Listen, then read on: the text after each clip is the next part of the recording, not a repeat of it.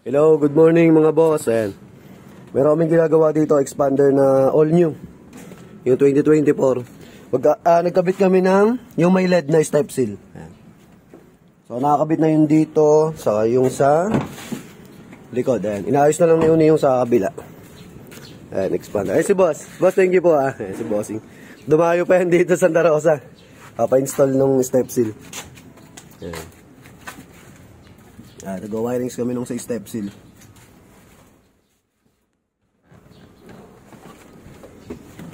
Basta tayo.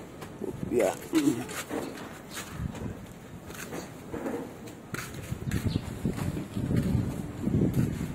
Nakabit na lang na yun yung sa likod. Tapos itatap na namin yung sa step seal. Yan, isuksok mo na sa ilalim.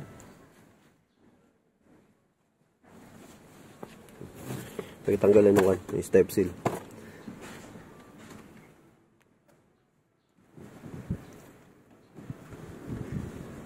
So, ito yung step seal yan. May wire siya para dun sa ilaw. Ito. May ilaw yan yung expander. So, pag in-install namin yan, pag bukas mo ng pinto, automatic mag-iilaw na agad yung logo ng expander sa step seal. Ito yung ganito. Basta nagbukas kayo ng pinto, mag-on yan. Automatic.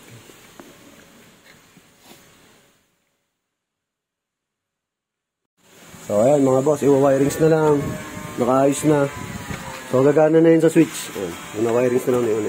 Papunta dun sa fuse box. Ayan.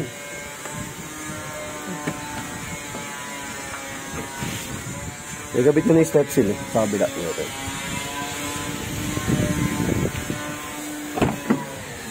Ayan o. Dito. Ayan. So, mag-wirings na lang siya ulit.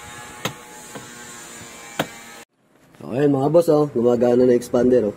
Yun. Tapos, ang on-off niya na ito. Ayan, oh. Ayan. Gumagana na. So, tuwing magbubukas kayo ng pinto, gagana yung LED nung sa step seal. Ayan. So, ayan. Nangamatay, sir? Nangamatay, no? Doon lang ang ano yan. Kasi main to, eh.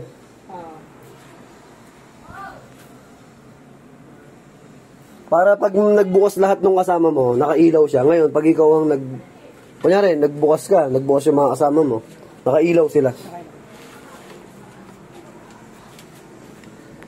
Yan. So, ito yung switch niya. Yung sa main. Yan.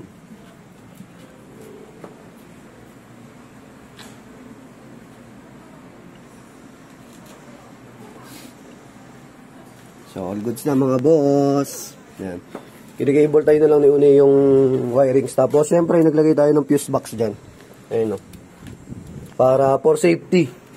Para in case na magkaroon ng problema, puputok yung fuse. Yan. So, sa mga nagwa-wirings, kailangan laging dadaan ng fuse box sa fuse top yung wirings nyo para safety. Iwas aberya dun sa wirings.